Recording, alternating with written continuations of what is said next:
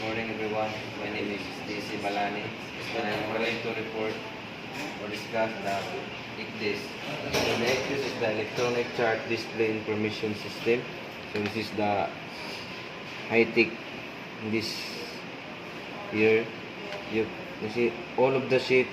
You can see there's ECDIS because ECDIS is very easy to use and very navigable. So in this ECDIS, you can see the most important bar or the menu in the ECDIS. You can see the view.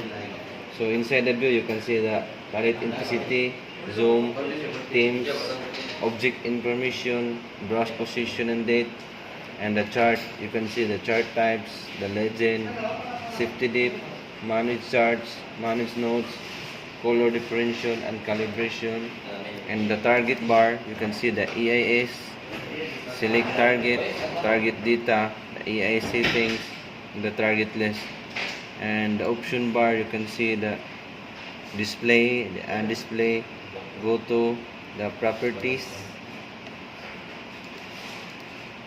and the route bar is you can see the manage route, the list waypoints, validate route, backup, restore routes, set route, route monitor, autopilot mode, autopilot panel, compute ETA, search and rescue, and the on-shift bar. You can see the data, the position offset, the shape parameters, shape position, the position, the speed, and the anti-grounding, and the system bar. You can see the date, time, parameter settings, preset parameters, print screen, printer, password, maintenance, Polaris configuration, shutdown, and about ECDIS and quick stop. That's all. Thank you.